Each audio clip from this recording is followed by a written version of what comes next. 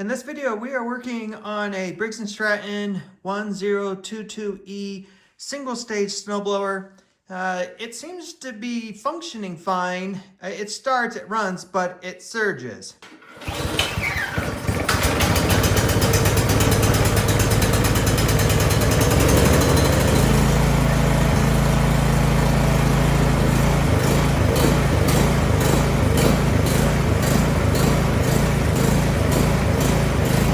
So that tells me that something is going on in the carburetor. So we're gonna pull the carburetor off and clean it and put it back together. And hopefully that will get it running right. All right, each one of these is a little different. I think we can get all this off without taking a bunch off. We'll see.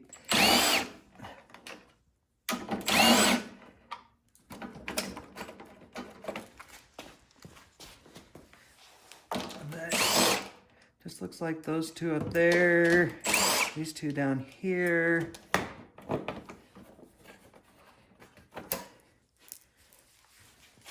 Just looking under the bottom, I'm kind of off camera here, just to see if there was another bolt or anything.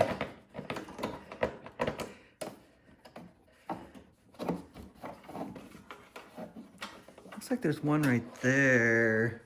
Oh, let's see if this top piece will come off first. And we gotta get that choke lever off. Should be able to just get a screwdriver underneath it and slowly work it up. And it'll pop off. You gotta just be so careful not to break that. This is plastic mounted on plastic. It's quite annoying, actually.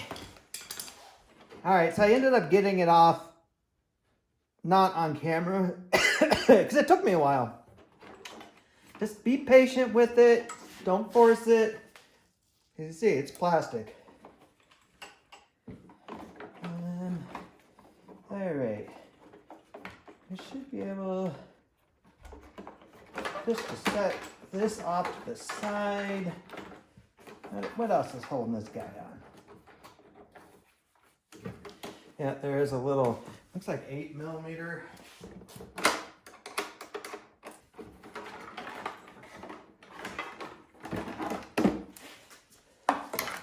All right, now we can get to this carburetor and get it off. All right. Hopefully I have a deep well socket to get those. I mean, otherwise you can use a wrench. They come off pretty easy. Remove that. And then we got our fuel line that needs to come off. And then get yourself a screwdriver to, stick up in there when you pull this off. I have a little fuel clamp. I got it at Harbor Freight. They were dirt cheap, but it helps keep the gas from going everywhere, but you may not have that. But work the gas line off now. It's probably never been off, so it's gonna be stubborn getting it off there. All right, spared you me pulling on that forever. It did not want to come off. But now we just got the spring and the throttle linkage, and then it should come off, and then you got your prime line you need to disconnect. All right, so let's pull this thing apart. You see I got an old cable off a lawnmower. I'm unraveling the wires. We're gonna need that. Flathead screwdriver, some carb clean.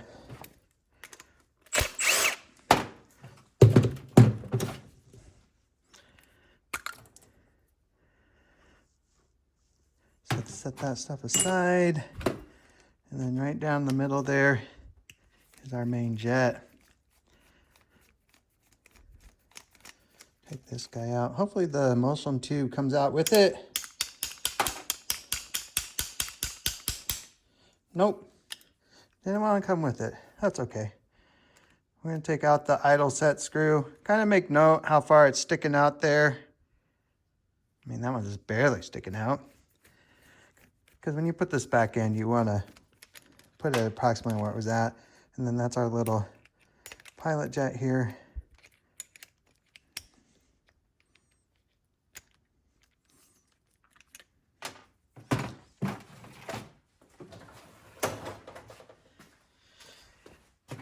And if your emulsion tube doesn't come out, then we should be able to do, open the choke. You can see it down there. There. See, I have this little hook. There it goes. All right, so this is your main jet. You want to make sure that that hole is not clogged. So off camera, I'm holding it up to a light and looking through that little pinhole. Blow a little air through it. And it is not clogged. I didn't think it was, just because the fact that it did start up and run. Usually that's clogged when they don't run. And then your pilot jet, take this little wire, go right through the tip. There's a little hole. And we're gonna make sure that that's clear. You can actually see it come up in this hole right here. So that seems to be clear now. I don't think anything was in there. And then your emulsion tube, again, this goes all the way through. So blow a little bit of air, hold it up to the light, make sure you can see through that. But then on the side is all these little tiny holes. The camera will focus. But yeah, there's these tiny holes. So make sure that those are clean. Use your wire. All right, and then next thing we want to do is spray some carb cleaner through right here, right there, and also spray it right down in there. But just make sure that it's flowing like it should. I mean, you can kind of see right here. See how that kind of discoloration? So that tells me gas sat in there, and this actually might be clogged up a little bit. At least enough that it's causing the air-fuel ratio to be off, and that's what's causing it to surge.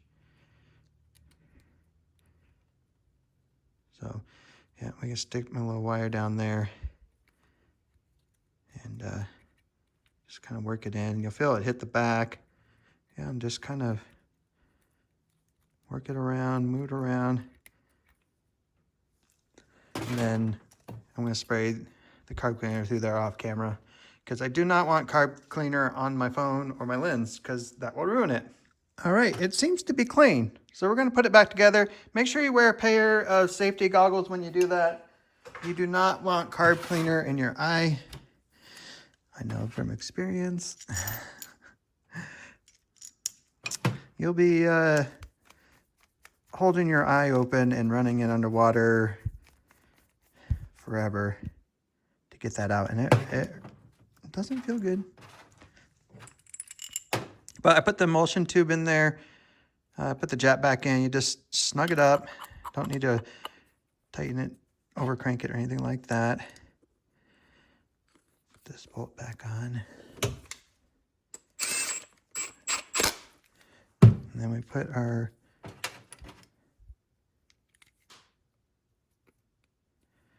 pilot jet back in, and then our idle set screw back in.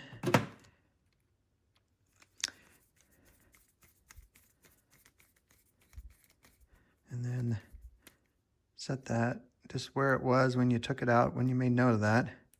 So right about there. All right, let's go install this thing. So slide that on there. Get your throttle linkage back in. Get the spring back on.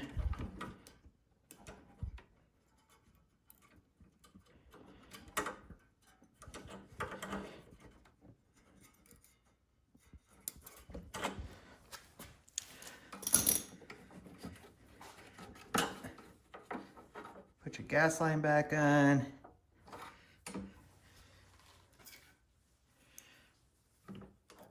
And we're just gonna put it back together enough that we can test that if that clean did the trick or not.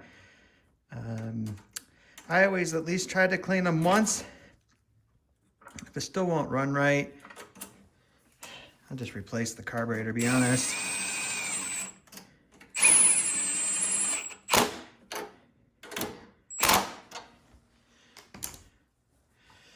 And remove that.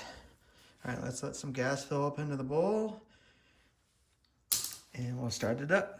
All right, I'm gonna hook the prime line back up so we can get a little extra gas up in there.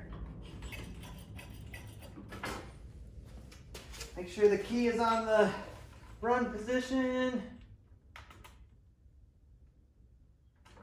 All right, let's see what it does.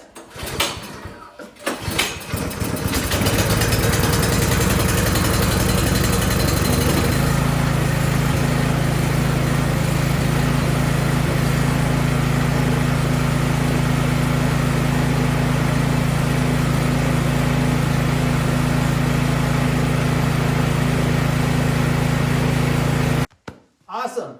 I love it when a carb clean goes right. Now I don't have to go the hassle of buying a new carb and waiting for it, and you know, that's an added expense to the customer.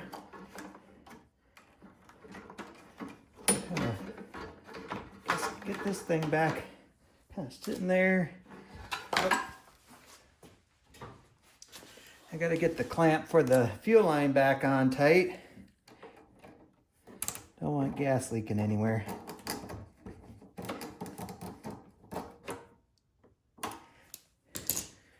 And get our little plastic piece back in there.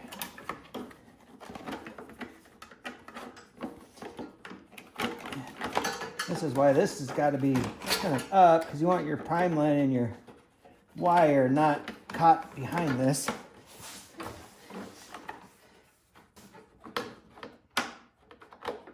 There.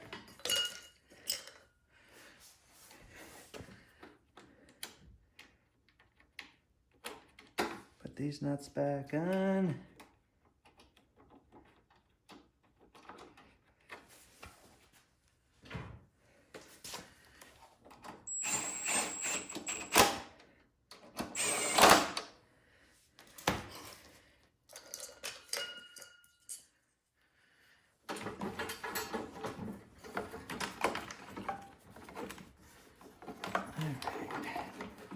Spin this thing around.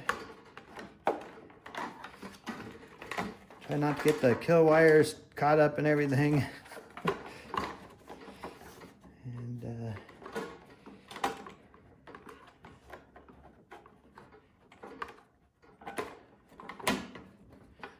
we go. Put these two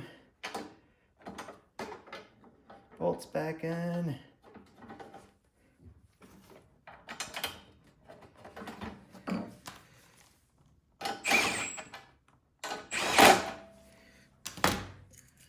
Then don't forget this little guy that goes over here. It just, you know, it's just holding plastic on plastic. And then the last thing you need to do is just put this knob back on. Choke is that way. We're not running choke right now because we were running it. So it goes this way.